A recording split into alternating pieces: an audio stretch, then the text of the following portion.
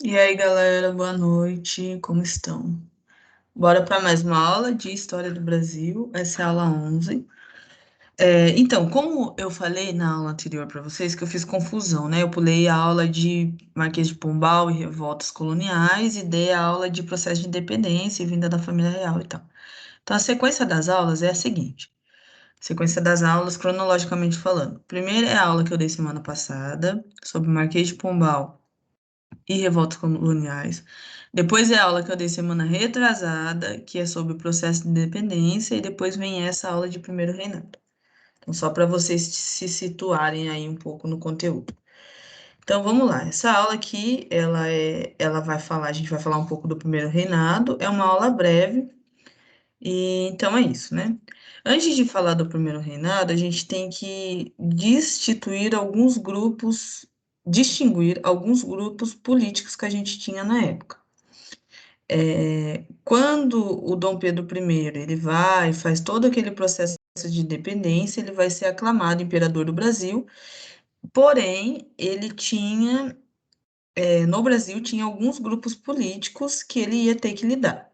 O primeiro grupo é o Partido Brasileiro. Esse Partido Brasileiro, ele vai apoiar a independência do Brasil de Portugal, e ele vai ser constituído por proprietários de terras e ricos comerciantes ligados ao mercado interno. Depois, a gente vai ter o Partido Português, que ele vai ser contra a separação do Brasil de Portugal, e eles defendem, né, a ligação Brasil-Portugal, e eles vão ser constituídos pelos proprietários de terra e grandes comerciantes ligados ao setor de exportação. E por último, é o grupo de liberais exaltados, que eram a favor da separação da sua província do Rio de Janeiro e, por consequência, do Brasil. Então, ele era tipo um grupo separatista. Eles defendiam a separação da província deles, majoritariamente. Bora lá. Em 1823, a gente vai ter a Noite da Agonia.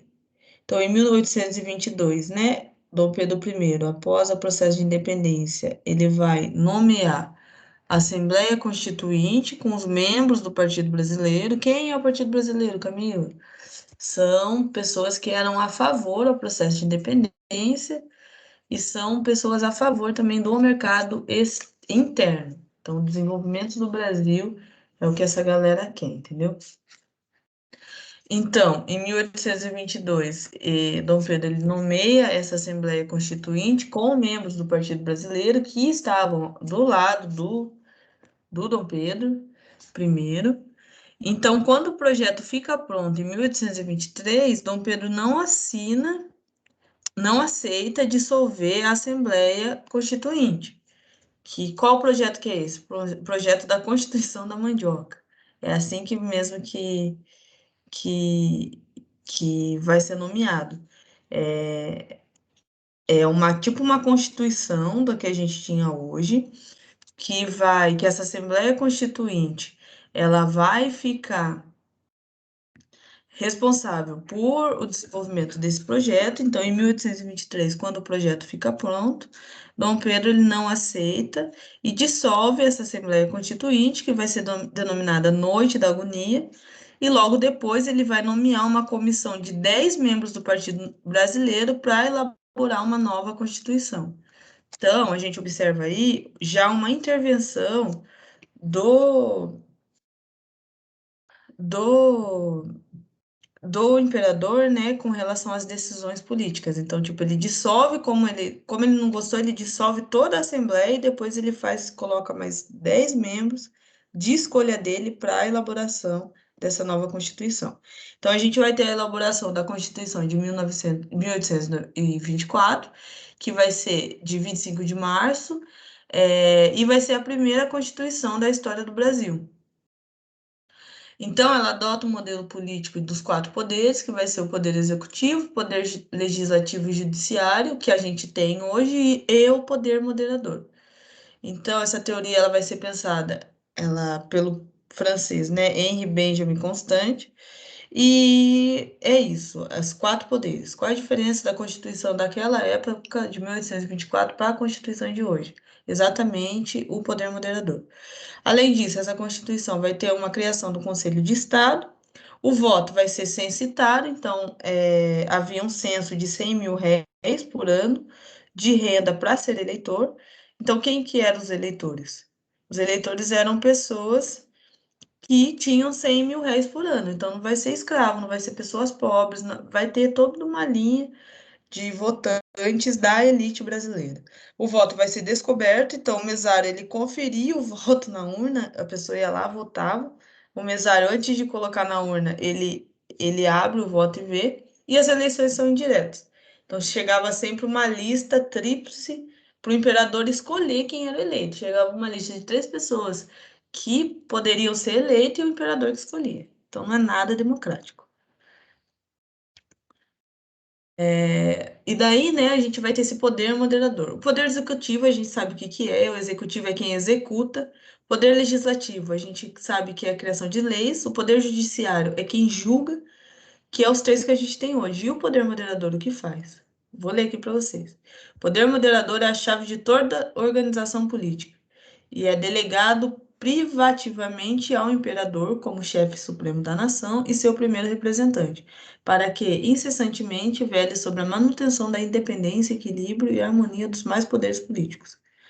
O imperador exerce o poder moderador, nomeando senadores, prorrogando ou adiando a Assembleia Geral e dissolvendo a Câmara dos Deputados nos casos em que o exigir a salvação do Estado, convocando imediatamente outra que a substitua, nomeando e demitindo livremente os ministros do Estado, suspendendo os magistrados. E daí tem uma charge do lado. Quais são os limites dos seus poderes? Deus, talvez. Então, o poder moderador, ele era o suprassumo máximo de todos os poderes que a gente tinha no Estado brasileiro da época. Então, ele decidia sobre o poder executivo, sobre o poder judiciário, sobre o poder legislativo, ele decidia quem ia ser eleito, ele decidia tudo. Então, era uma democracia bem às farsas, assim, porque Dom Pedro I tinha o poder de tudo. Em 1824, os pernambucanos eles vão abrir um movimento separatista, irritados com a postura absolutista justamente pelo poder moderador de Dom Pedro I. Então, se antes da independência do Brasil construiu uma tradição de valorização da soberania popular, tipo de não considerar a soberania popular, Dom Pedro ele vai impor uma forma de governar bem arbitrária e de caráter pessoal, o que vai tirar ainda mais essa soberania popular. Então, outras quatro províncias, elas aderem a esse movimento separatista, que vai ser Alagoas, Paraíba, Rio Grande do Norte e Ceará.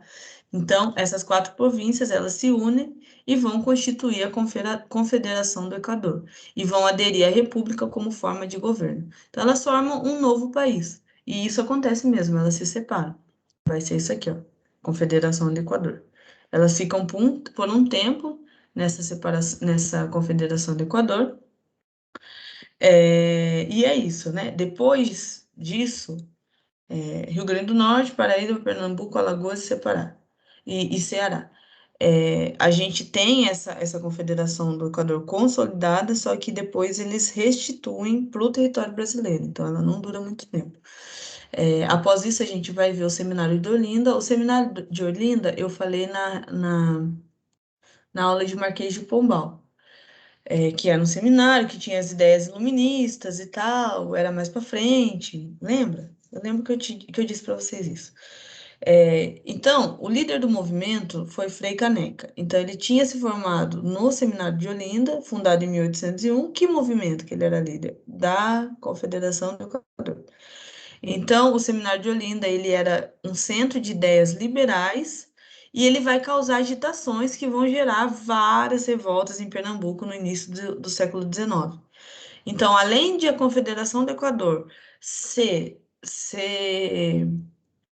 puxada pelo Frei Caneca e ter sido um movimento separatista e ter conseguido separar essa parte do Brasil do resto do território brasileiro, o Seminário de Olinda ele vai ter ideias liberais, então ele vai ser o instigador de várias revoltas que a gente vai ter na época e tal. Então é isso, né? Frei Caneca vai ser um dos responsáveis. Dentro disso, como a história fala pra gente, pessoas revolucionárias responsáveis por alguma mudança radical, elas morrem. Então vai ter punições. Após 10 meses dessa Confederação do Equador e todas essas movimentações revolucionárias, a gente vai ver que as tropas de Dom Pedro I, elas conseguem controlar a situação e reconquista 5 províncias do Brasil que tinha separado, que era a Confederação do Equador. Então, Frei Caneca, ele vai sofrer punições, ele vai ser fuzilado num paredão em praça pública e dentro disso, além dessa punição de fuzilamento do Frei Caneca, Pernambuco ele vai perder uma larga faixa de terra, que vai ser chamada de Comarca de São Francisco, que vai ser doada para a Bahia. Então, a Bahia não era do tamanho que a gente conhece, a Bahia era menor. Só que por essa revolta, por todas essas questões, Pernambuco perde essa terra e vai ser doada para a Bahia. Então, aqui uma pintura de Frei Caneca sendo fuzilado em praça pública. E é isso, né, que acontece, gente, no primeiro reinado. Vamos falar um pouco agora da economia no primeiro reinado. Vai ser anos de crise econômica, impulsionado por dois pilares negativos. Quais são os dois pilares? Dom João VI, ele leva boa parte das moedas do Banco do Brasil quando ele volta para Portugal, então a gente tem pouca moeda do Banco do Brasil, e além disso, estava tendo guerras napoleônicas na Europa e conflitos que países europeus viviam desde o século XIX. Então, a venda dos principais produtos da economia brasileira, eles vão perder muito mercado, principalmente o açúcar e o algodão. Então, a economia vai estar muito decadente. E esta instabilidade econômica, ela gera uma instabilidade política. Então, as dificuldades econômicas, elas vão ficar visíveis quando, em 1828, fecha o Banco do Brasil. E desta data até 1838, 10 anos após, quando foi criado o Banco Comercial do Rio de Janeiro, nenhum outro banco existiu. Então, todo esse período, a gente fica sem banco, então gera uma instabilidade econômica tremenda. Então, a estabilidade econômica, ela explica muito a dificuldade de Dom Pedro conseguir permanecer e governar o país, o que gera uma instabilidade política. Então, dentro disso, a gente vai ter um desgaste entre Dom Pedro I e o Partido Brasileiro, que é o partido que apoiava ele. Então, uma série de episódios vão gerar desgaste entre o imperador e a elite política que o apoiava. Em 1825, o Brasil ele pega 2 milhões de libras pelo reconhecimento português da nossa independência, ele paga, né? Que vai ser o Tratado de Aliança e Amizade, e isso gera uma instabilidade ainda maior, porque a gente paga 2 milhões de libras para Portugal pela nossa independência. E daí você fica mais estabilizado economicamente, o que dá mais estabilidade política no cenário atual. Em 1826, Dom João VI, ele morre, ele falece, e Dom Pedro I, ele seria aclamado o rei de Portugal. Então, ele abdica o trono português em nome da sua filha Maria da Glória, que tinha 7 anos, e o trono português ele fica nas mãos do seu irmão mais novo, Dom Miguel. Em 1828, Miguel dá um golpe de Estado e toma o trono de Maria da Glória. Então, o que que acontece? Dom Pedro, só para situar vocês, que é muita loucura. Dom Pedro, em 1800 e... Não, Dom Pedro já estava com uma estabilidade econômica que eu disse para vocês, por uma série de razões, né, do Brasil. Por ter pagado no Tratado de Aliança e de Amizade, por todas as moedas do Brasil, a maioria do ouro, ter ido para Portugal, pela instabilidade de produção do comércio de açúcar e algodão devido às guerras napoleônicas, então uma série de dificuldade e instabilidade econômica que o Brasil sofre. Com essa estabilidade econômica, a gente vai ter uma instabilidade política com relação ao Partido Brasileiro que apoiava Dom Pedro I. Esse partido ele para de ter aquele apoio tão grande, e daí isso gera ainda mais estabilidade política. E daí o que que acontece? Morre Dom João VI no Brasil, em Portugal. Dom Pedro tem que assumir o trono de Portugal. Só que se ele for assumir, já era, vocês já imaginam, né? Ele vai lá para Portugal com toda essa estabilidade econômica e política que o Brasil tem, ia ser golpe no Estado na certa, ele ia dar um tremendo caos assim no Brasil. Então o Dom Pedro não pode ir para Portugal, porque ele entende que estamos vivendo numa estabilidade econômica e política. E daí o que que ele faz? Manda a filha dele, Maria da Glória, de 7 anos, para assumir. E ele tinha um irmão mais novo. Esse irmão mais novo, ele fica no trono, né? Porque mesmo sendo mais novo, mas ele era mais velho que a Maria da Glória, e daí ele dá um golpe no Estado, ele dá um golpe de Estado no trono de Maria da Glória. E dentro de tudo isso que a gente está falando, Portugal, nessa também instabilidade, o irmão dando golpe, estava acontecendo a Guerra da Cisplatina no Brasil.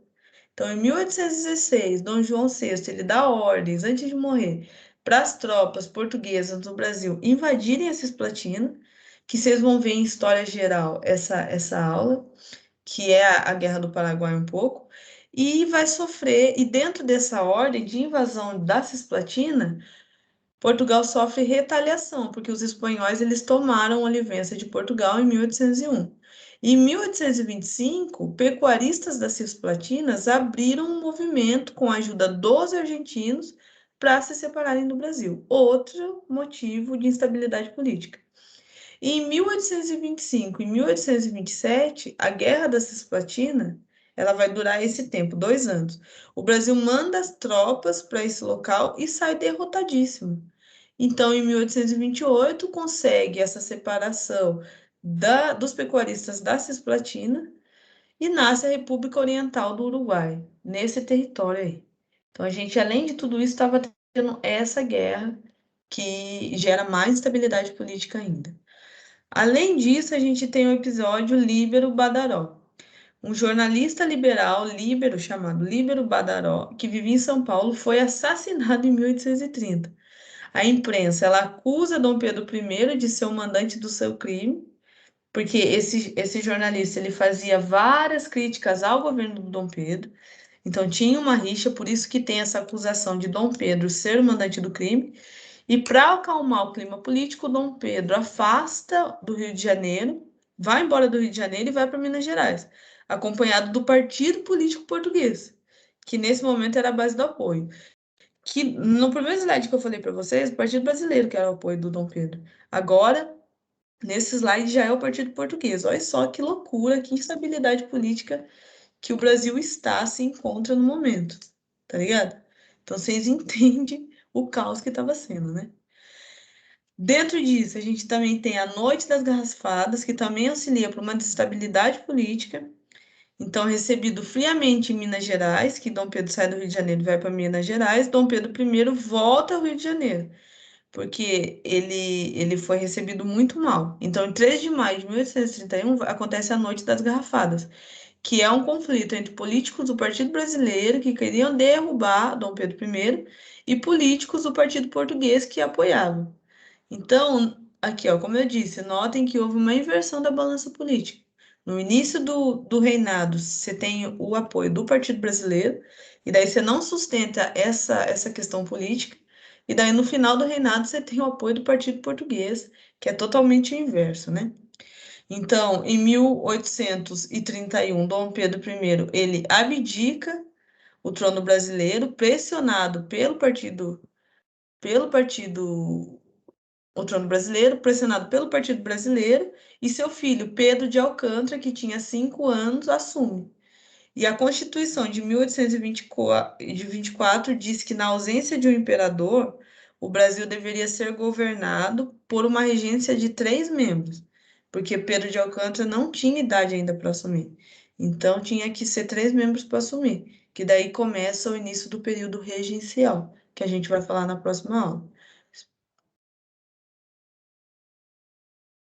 Espero que tenham Espero que tenham entendido, né, gente? Então é isso. Bons estudos para vocês. Qualquer dúvida, estou à disposição. A aula é bem breve. E é isso. Beijos.